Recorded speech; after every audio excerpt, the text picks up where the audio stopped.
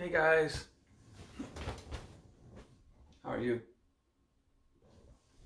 Let's change that again. All right. You guys good? Yeah.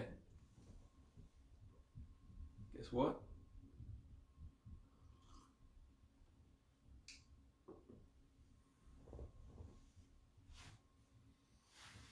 I'll do a bit of practice today. Just a bit of practice.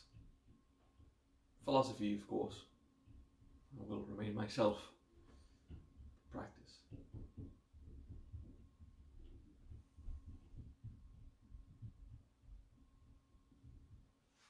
Your attention is on yourself. And you relax.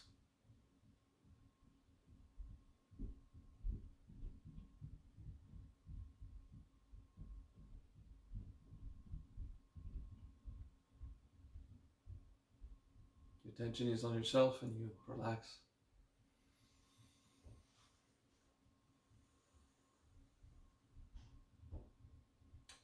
When we take a first breath with the intention of relaxing, sometimes we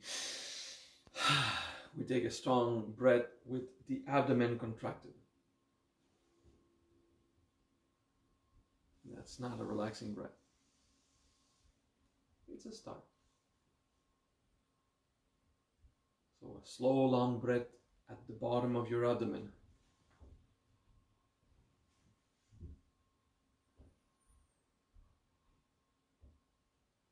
To start this session relaxed.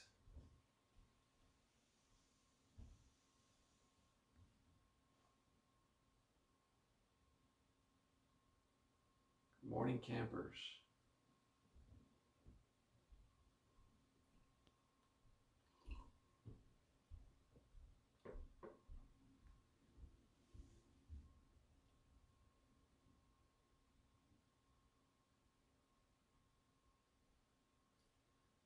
I want to give a simple practice of no mind and non-action. But it's a complex topic, a very complex topic. Usually without education in the matter, without a lot of philosophizing, we misunderstand no mind as mental death. And we misunderstand non-action as immobility. So these are things that are easy to confuse. I won't give 2 hours of philosophy on it.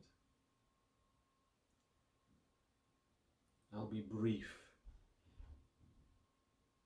No mind is an expression. It doesn't mean that you don't have consciousness or awareness. It simply means that you want to calm your thoughts so they stop interfering with mindfulness. It's simple, actually. The practice of no mind is simply patience. You give time to your thoughts to settle down so that you won't be polluted in your various activities with fantasies. It's simple. But then it became kill the mind or destroy the ego. Very negative expressions for someone who seeks peace and harmony. We don't kill the mind or the ego. That is unwise. Your mind is a beautiful thing. It's part of what you are. But we want to calm the mind so that you can do things simply for the sake of doing them and not have the head so busy with complications. Okay? That's no mind. It's much more simple. Non-action, it has been confused with inaction. Like someone is sitting immobile and he says, I'm practicing non-action. Well, the term non-action was first used by Krishna, if my memory serves.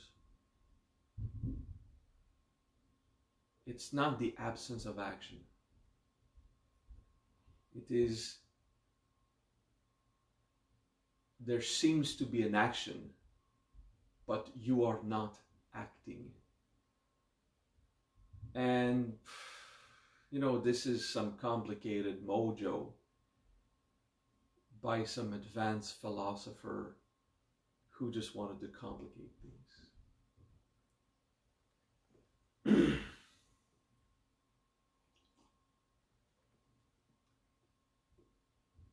From my experience, those I know who practice non-action, those who are successful, they don't use the expression non-action. They use the expression simplicity. Just do things as they come simple.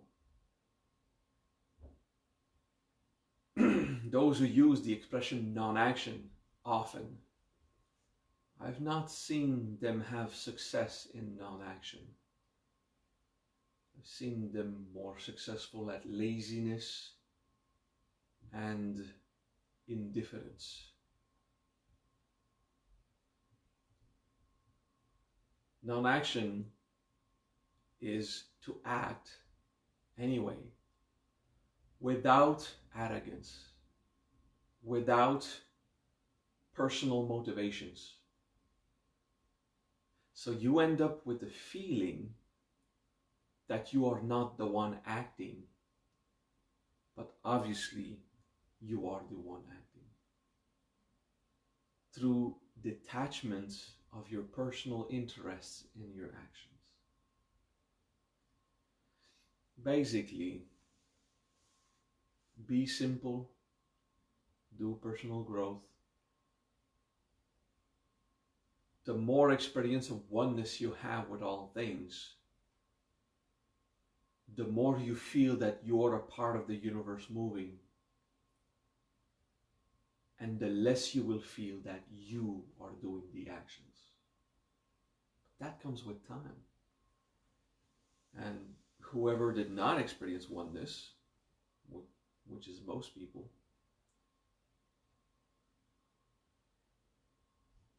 they can understand non-action through only complicated thought patterns.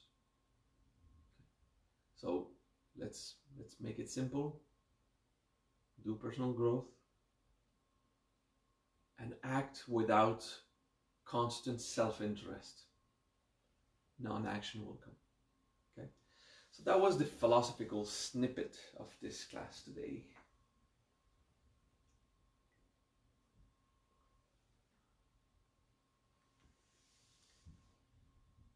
Now we go back to a practice of no mind.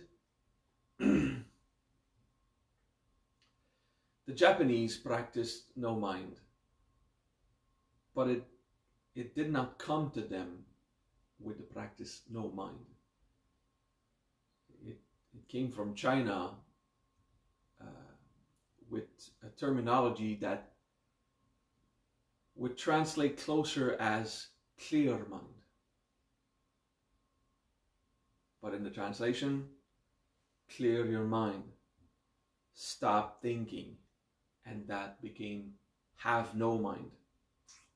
It's not to have no mind. It's to have no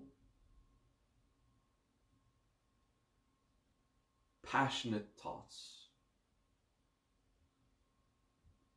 It's much more simple. Okay. So to clear your mind became don't have one. Well, yeah, don't get rid of your mind. It's a good thing, your mind. Your mind allows you to enjoy chocolate. So what are you going to do without a mind if you can't enjoy chocolate? It's not going to be fun.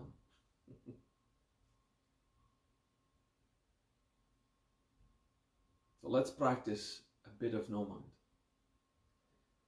Something interesting. You will realize that while I teach you the simple method, you will still hear me. You will still interpret the words that you hear from me or my translators. And they will make sense to you. And you will apply it to the best of your ability. So that obviously means that you still have a mind. Okay?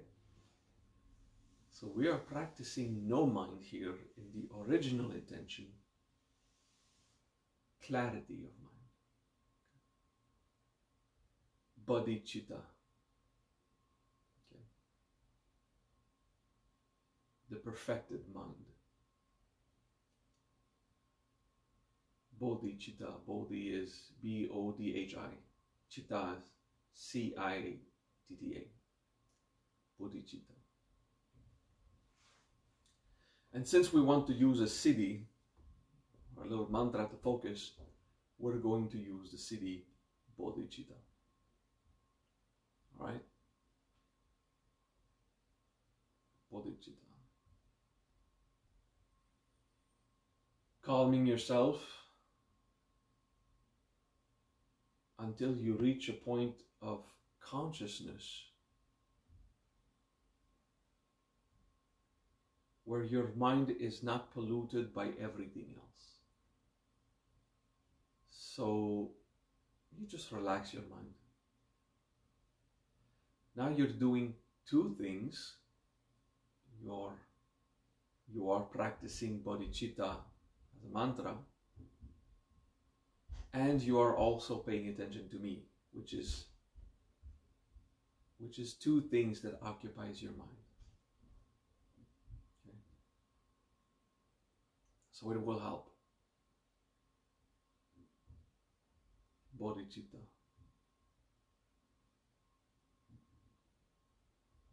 And in the space between two recitation of the mantra, feel the space, the emptiness, BodhiCitta, which means the pure mind, the perfected mind, clarity, simplicity, BodhiCitta. You say in your mind gently, BodhiCitta. You can whisper it also, it helps. But the most important part of that practice is the calm space between the mantras. BodhiCitta.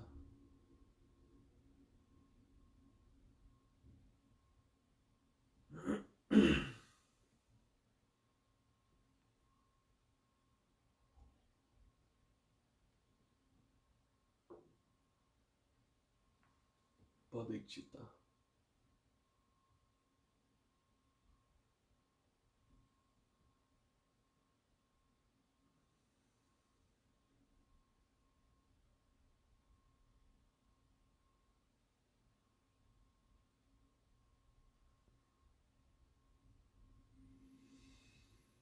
BodhiCitta.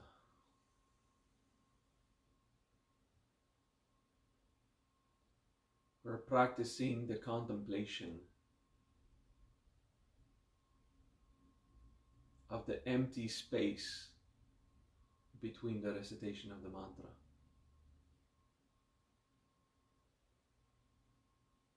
BodhiCitta.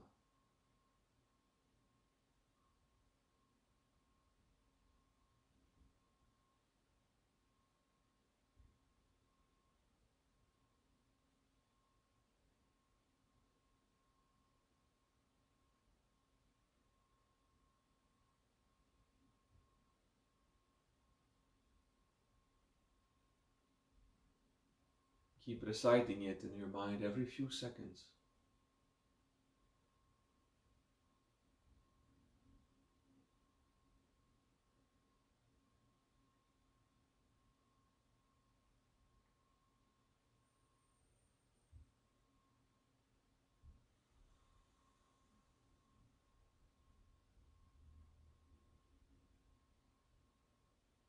BodhiCitta. The empty space.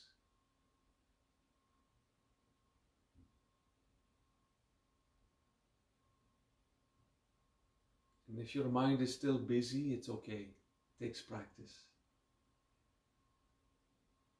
Imagine that your mental plane is like a muscle and you are relaxing the muscle. And you relax your head also.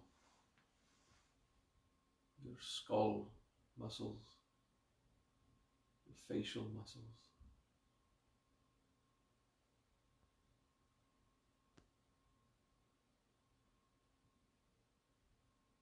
Relax your neck and your head.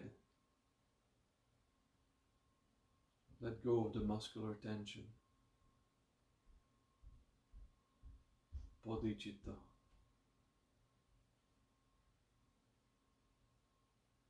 And relax your thoughts in the same way. You are letting go of tension. BodhiCitta.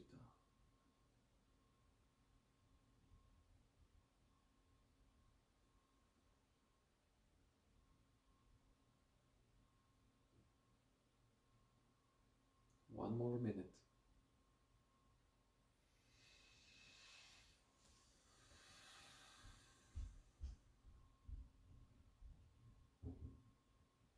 It takes multiple attempts, practice, for the intellectual muscle to relax. BodhiCitta.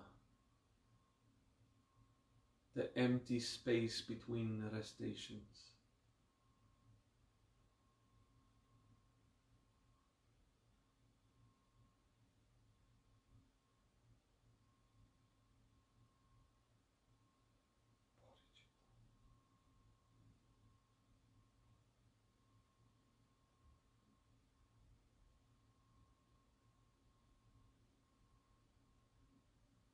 Take a deep breath.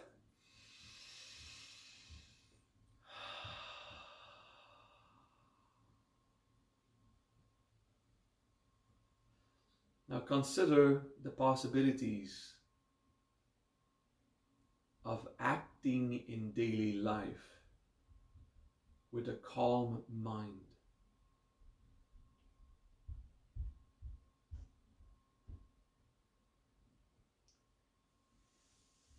It was easy for the Hindu and the Buddhist monk to recommend to spend your entire life like this, because they were monks. When you work, you have to be implicated in your work. If you want to practice your work or an enjoyable activity with the BodhiCitta attitude, which doesn't mean no mind, it means clarity, perfection of mind. You're going to be inefficient at your work. and you are not going to enjoy your activity as much.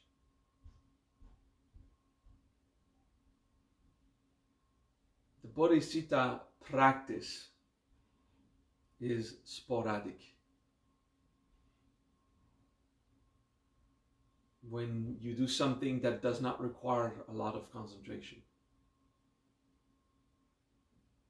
It's not something to do constantly during the better years of your life. But as you have less and less activities to do in life, more time is spent practicing BodhiCitta. It is not a contemplation of bliss. There is a form of emptiness. This is why it became no mind in those who misunderstand it.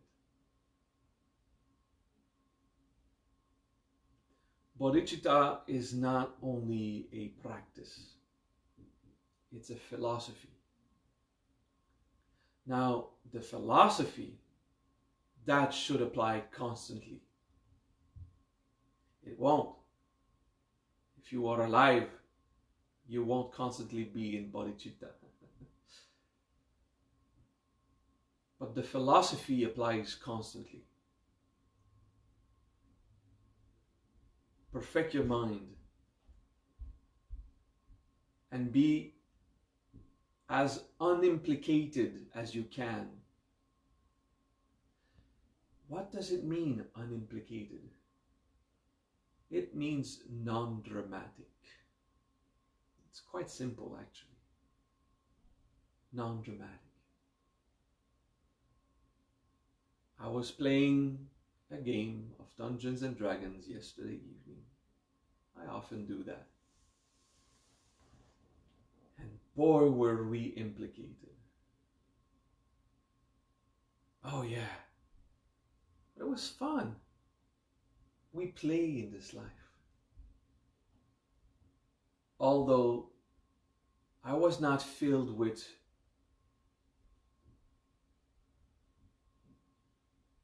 greed and personal interests. I was thinking about the fun of the other players also. And then a wave of greed happened. It's an illusion. It's a game. And my character could have access to some object in a game. It's even more an illusion than the illusion of the real world. That's a paradox or a contradiction, right? The illusion of the reality, where you feel you gain something in real life. Yeah, that's the illusion of the real world. Yeah, paradoxical. It was a game. And there was greed. There was real greed in me. My character wants that. Hey, I'm the one living that emotion. We are like this when we watch a TV show. When you enjoy the show, a TV series, it's because you feel what the characters feel. And you live it like if it was you. But I want this for that person. I want that for that person. We associate ourselves with the characters in the show. In a TV series, Japanese anime, a movie. It is this attachment to the other character. And we start to want things for them. And they are illusion in the world of illusion.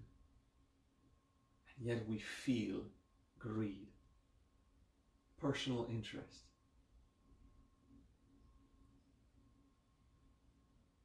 It is a projection of the illusion we have in the real world.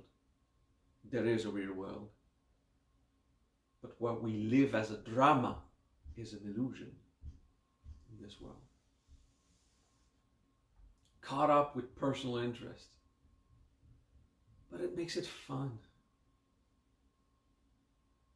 If you listen to a joke in a state of no mind, you hear the series of words, you clearly realize the ridiculous, and there's no humor.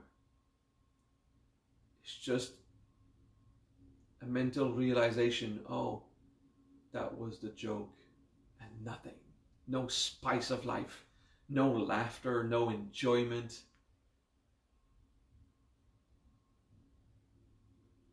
Complete detachment from life, from incarnation. Complete detachment from events does not bring the sense of emancipation. Krishna gave us great examples.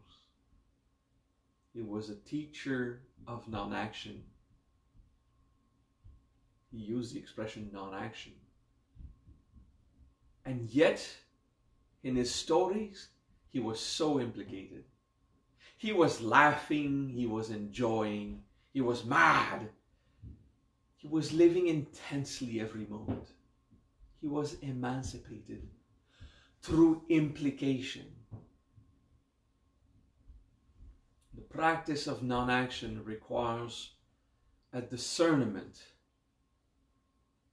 where you are living every moment implicated in the sense of emancipating yourself, feeling incarnation like Krishna was doing, but not motivated by greed or hatred. And when you get further in that way, not motivated by denial or ignorance. Do you understand that? It will feel paradoxical or contradictory. Be implicated but not? Yeah. This is where we become lost in translation. Over millennia of philosophy filtered through language.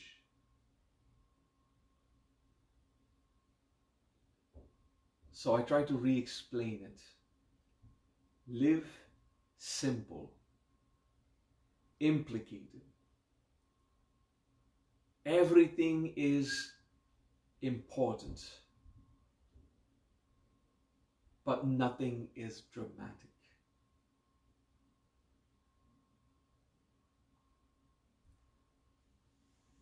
Sometimes to say that nothing is dramatic, we would use the expression, nothing is important. And that brings confusion to whoever does not understand, of course. So I like to say everything is important, but nothing is dramatic. We would quickly translate this as nothing matters. Nothing is important. But actually everything is important. But nothing is dramatic.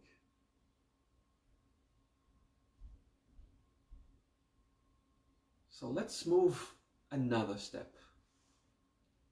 What makes us feel or experience drama? Fear, insecurities, what we will lose in those things that are important. The fear of loss, fear of losing attention, of losing money, of losing love, the fear of losing something makes us be dramatic. It's one way. It's just the way I want you to focus now in this training.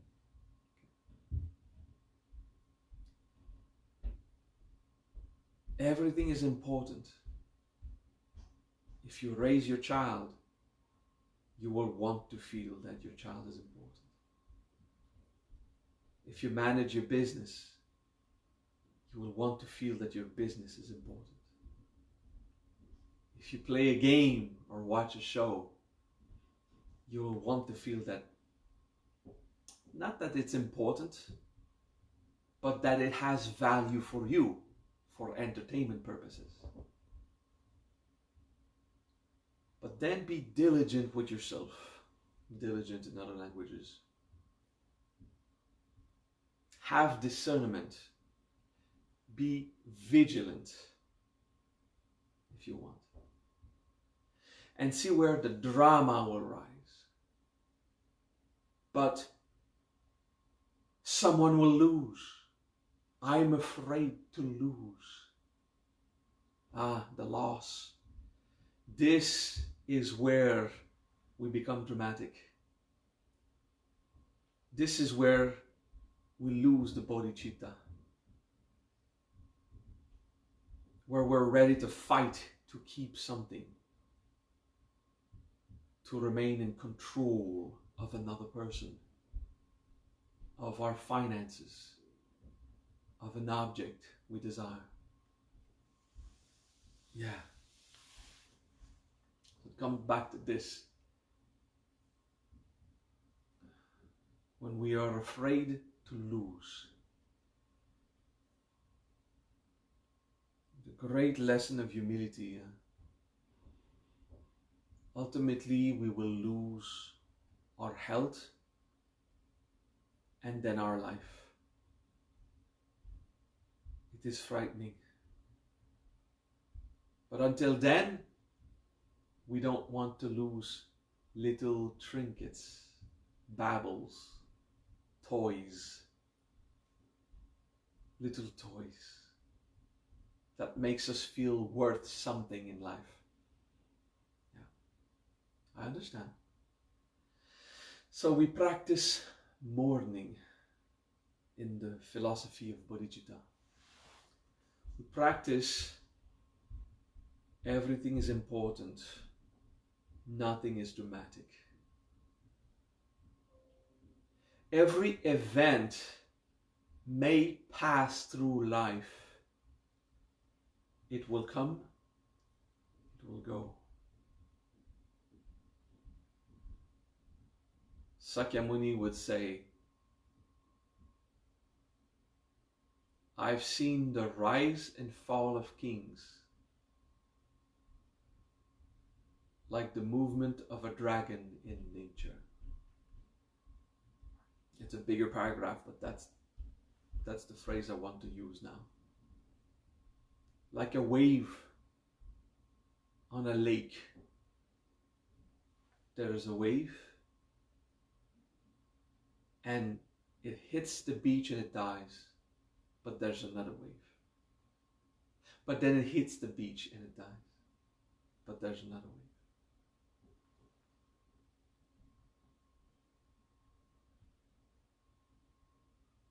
Enjoy the next event. Well, enjoy the current event, but know it will end. There's a show I watched. I enjoyed it. But when it ended, I was disappointed. But I enjoyed that show. I wanted to continue. We will lose that TV show. But then there's another one. Okay? It's the waves. The TV shows are the waves on the lake. The Dungeons and Dragon games. The magic cards. The moment you make love. The nice dinner. These good moments, we will lose them all. rejoice now of what is now. And everything is important, but nothing is dramatic. It will pass. It is frightening for the human to know we will lose everything. Because in this state of attachment, we don't realize we will gain the next thing that comes. Until it passes too, but something else will come. So, as much as we're afraid to lose, and it is unavoidable, in the BodhiCitta attitude that nothing is dramatic, we're focused on then something good will come again. It always does. But what after death? Yeah, when you lose life, another one will come, incarnate or not. There will always be another enjoyable thing to come after whatever you have lost. Death is important. Death is not dramatic. Birth is important. Birth is not dramatic.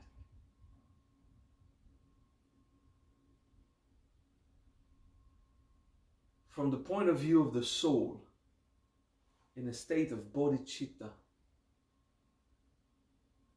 non-dramatic attitude focuses on embracing the thing that is now, rather than the thing that was lost. Yes, after you lose anything, including your health, there will be a good thing. Just doesn't look like it during the down of the wave, the depression. Yeah, it is what it is. So that was philosophy of BodhiCitta, which is what gave birth to no mind, and somewhat what is explained in non-action also. Let's summarize it as very simple teaching. Let that shit go. Everything is important. Nothing is dramatic.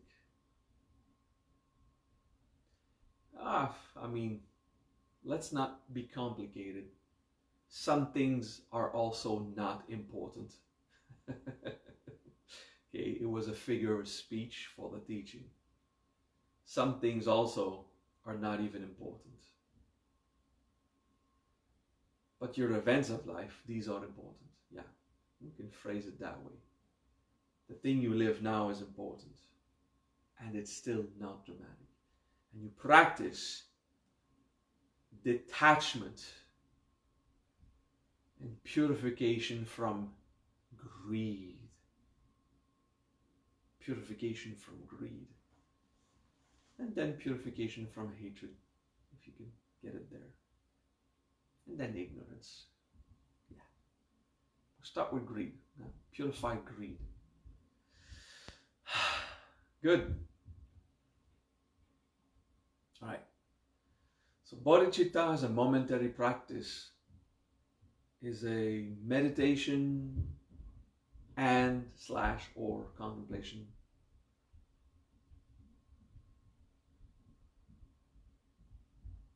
BodhiCitta.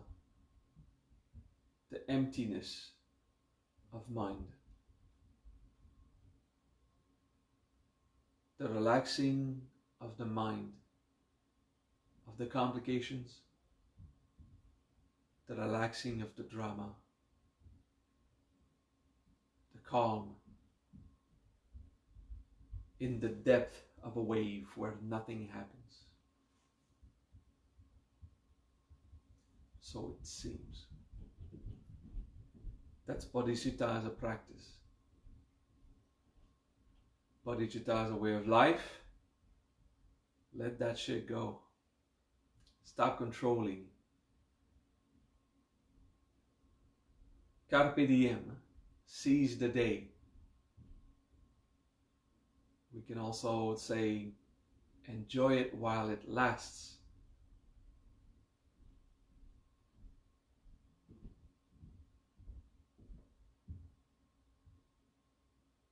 Cool. BodhiCitta. That was the class for this week. Practice.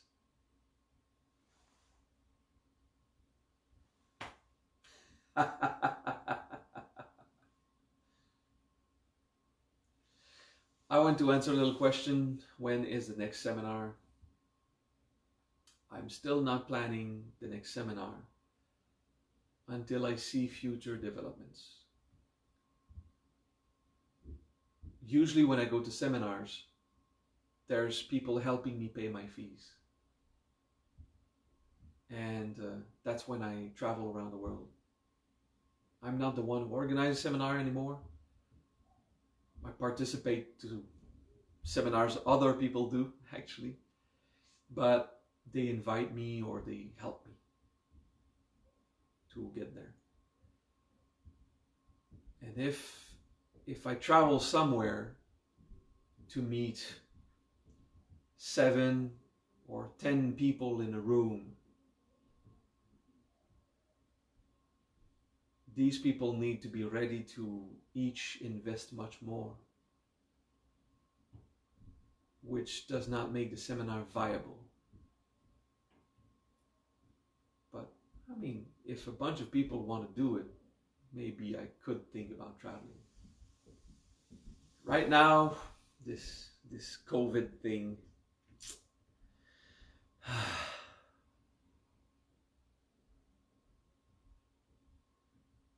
yeah. Let go of seminars. Seminars are important, but not dramatic. The absence of seminar is important, but not dramatic. And, we'll see what we do when we do it. Right now, I'm gonna enjoy my 3D art that I also do as an artist. Enjoy it. And focus on the good thing I have now. Also plan ahead. Yeah, I think about the future. I plan good things. Yeah. I'm not living in the now in denial of the flow of time. Of course not. You should plan ahead too. The future is important, but not dramatic. Virtual seminars? Well, I'm giving daily class right now. Not daily class, weekly class. And that suits me. That suits me. That's what I feel now. All right. Peace, guys.